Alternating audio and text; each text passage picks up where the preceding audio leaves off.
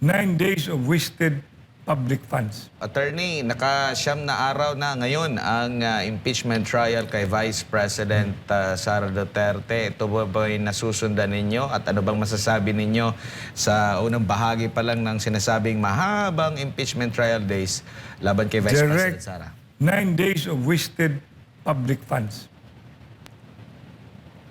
Yun lang. Why not? Pag-aaksaya. Bakit po nabanggit para at least ay mapaliwanagan siya ang At the ating outset, bakit si Sara yung focus eh? Palagi ko sinasabi dito yan, cast the first stone. And no matter how you would look at it, you cannot just focus on my president. Kung gusto nyo lahat, open yung mga bank account, pero napakasagwa. Imagine, para burning the barn to look for the rodents. Hindi po pwede yun. Alam mo, pinakamaganda sana. Terminate na natin yan. Terminate. Ay, hindi ko naman pwedeng turuan yung mga judges na mga senators. Kasi alam nila, dapat yung trabaho nila. Pero kung mahal nila ang bayan, mahal nila ang pamilyang Pilipino, saka mahal sila dapat ng Diyos, talagang mahal natin ang Diyos, huwag nating i-waste yung public funds. Tapos na, tama na. Sara mo na. Sara na. Opo, Attorney, ang unang tinalakay po sa impeachment ay sinasabing betrayal of public trust daw na nagawa ni Vice President Sara Duterte. Pero kung pagbabasehan mo itong mga malalaking survey na mga kilalang survey firms, napakataas ng rating sa lahat ng mga mataas na opisyal, including ang presidente, sa trust, sa satisfaction, sa approval rating. Parang kabaliktaran ito doon sa kanilang inaakusahan. Ano ba masasabi niyo po dito, Attorney? Kailan ba sila talagang matino nagbigay ng what is required, which is the truth.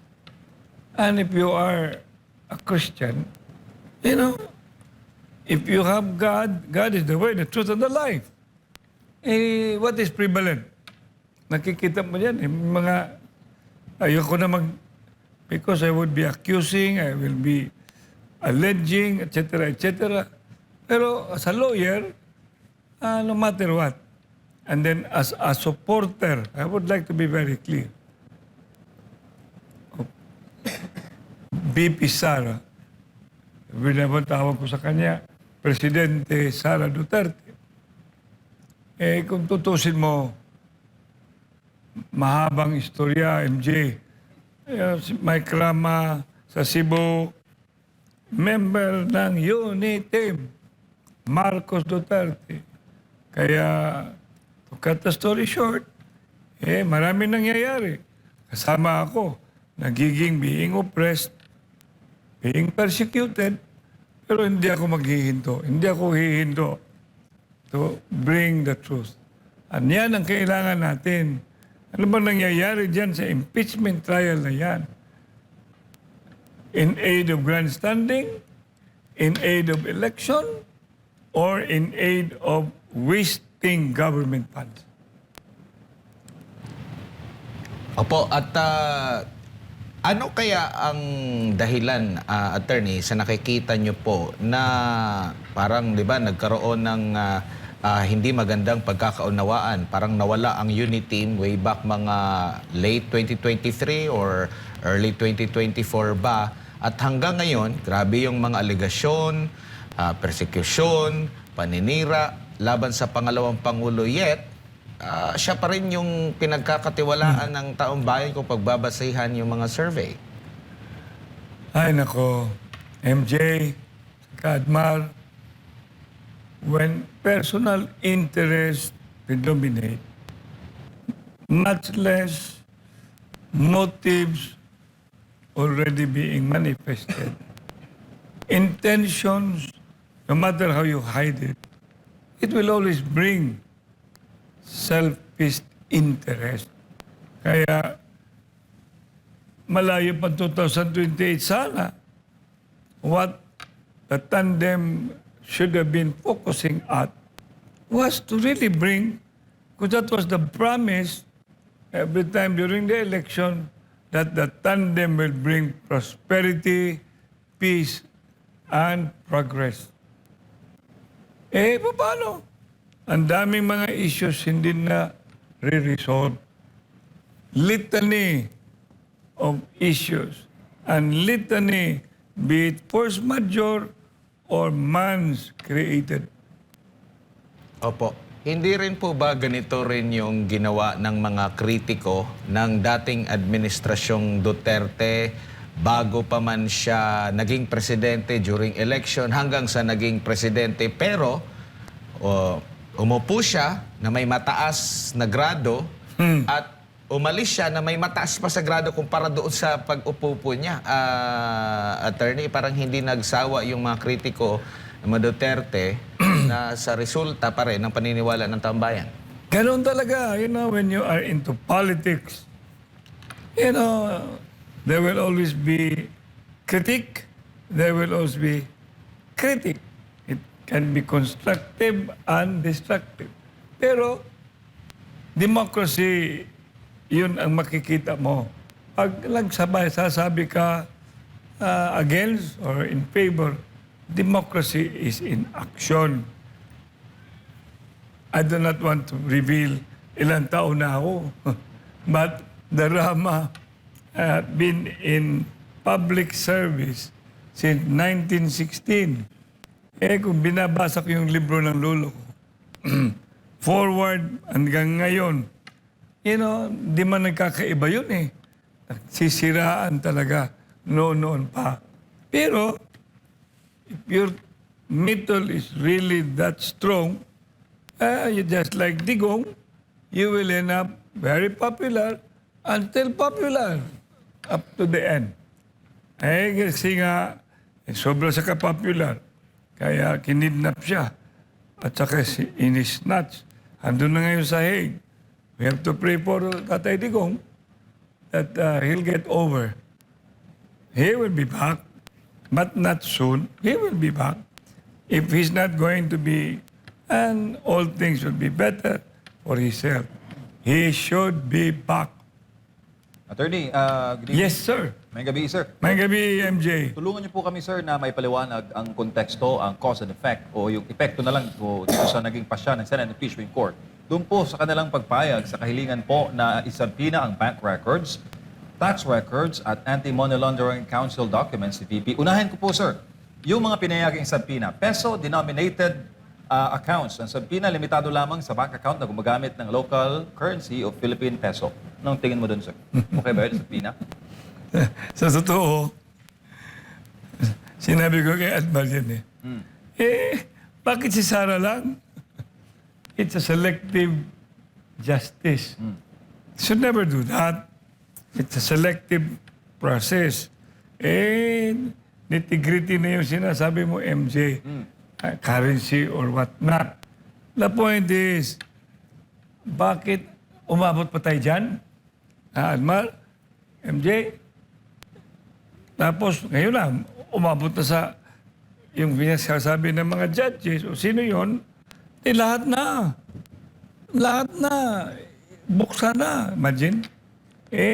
Baka hanggang doon sa vendors at saka sa ordinary yung naghahanap ng pera, pabuksan lahat yung mga deposit.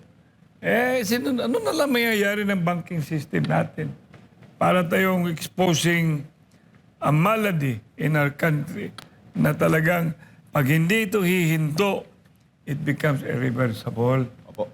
Kaya huwag mo lang isasabi yung ito, ganito, supuin na gano'n. Para sa akin, mahihinto ko na nga yung impeachment na yan So, parang, attorney, what sauce for the goose is sauce for the gander. Of course. Should be.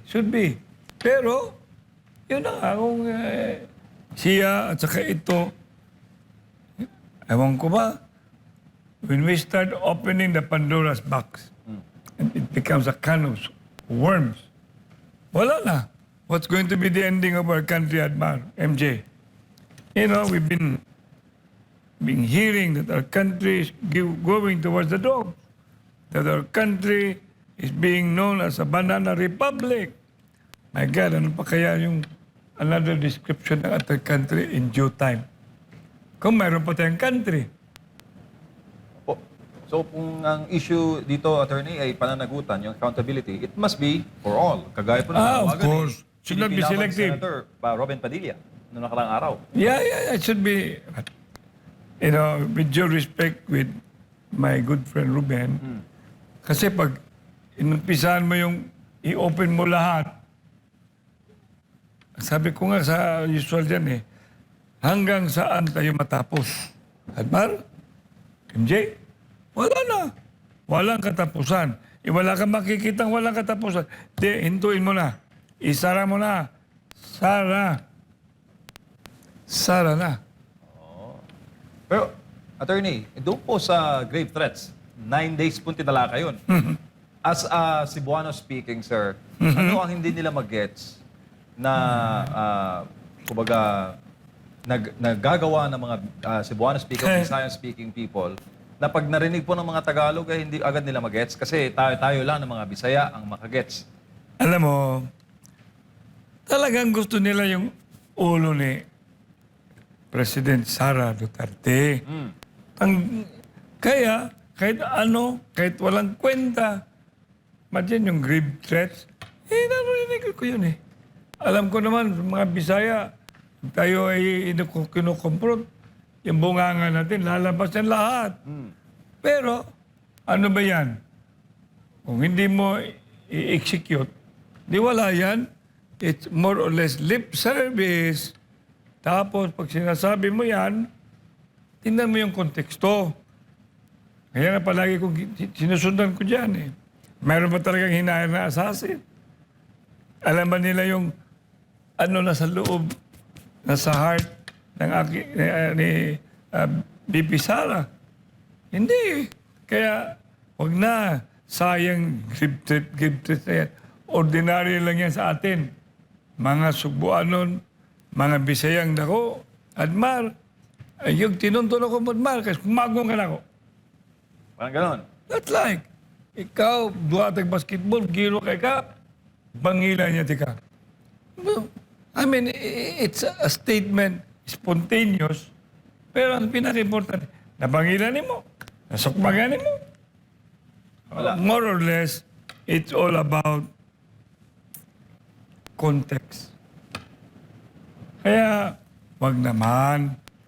Tapos nakikita ko, imagine, babalik mo pa yung, panahon naging vice mayor, Naging mayor siya. Yung mayor siya. Maalala ko yung mayor ko noon, vice mayor ako, and ayaw ko na lang magsalita Kasi mahirap yung, pag mayor ka, totoo, you have to understand. Pag yung tao, I was exposed to that. Yung sheriff, talagang, kwentro nga kami ng former mayor dyan Kinausap ko yung sheriff. Ganon. Aming mga mayor, or once mayor, we love our constituents. Especially the poorest of the poor. Huwag niyong ididiin yung mga maghihirap. Yung situation na yun, of course, understandable yan. Kasi, ilang beses ako, I went to a demolition area. Kung kulang ka ng pasensya talaga, you'll end up taking the law into your own hands. In defense of those who are being treated under the guise of demolition. Under the guise of demolition. That's why, alam mo, Admar at saka MJ, I am detesting. Bakit binalik nila yan? Panalo na si BP. Ilang milyon ang panalo ni BP. Meron niyang sinasabi kung anong nangyayari in the past. Meron niyang kaso din noon. Ibabalik mo. the election of BP as mayor and the election of BP as BP ought to be an indication that he has been, if ever, exonerated. Exonerated. So, being mayor, attorney. Kung Mayor ikaw ang Attorney nalagay- Bisimay. Kung ikaw po ang nalagay doon sa sitwasyon na same context with then Mayor, now Vice President Sara Duterte, faced with may challenge po doon sa mga biktima ng bagyo, tapos mayroon pang, on the other hand, mayroon pang demolition na at any time kung wala ka doon na maging peacemaker o maging tagapamagitan, talagang magkakagulo. Alam mo, I will repeat, that's water under the bridge already. Let's not, para bang, it's why rekindle when it already have been put off. Tapos na yan. Hindi nga natin malalaman kung mayroon bang apologies or wala bang apologies or anong nangyayari in between. Do not, because that's already an action that happened and he got elected, I don't know, re-elected as mayor, and then he ran for vice mayor and he won for how many millions? 32. 32 millions.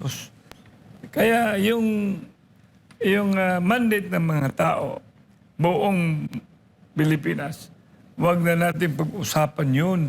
Kasi these are events occurring after an election. I mean, the same point of view, Mayor, being former mayor, then si VP Sara is former mayor din. Yung bigat po ng pagdedesisyon ninyo na ang inyong gagawin, dapat pro-people na doon kayo papanig sa kapakanan at kaligtasan ng constituents.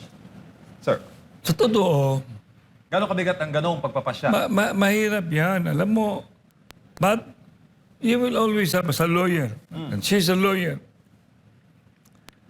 Alam niya mga parameters. So, therefore, sa akin naman, kaya itong anak ko nandito, sayang hindi ko maupa-upo, si Mikel, Attorney Mikel Rama, who's going to be our candidate for mayor. And I'm hoping and earnestly seeking our President Sara Duterte's support.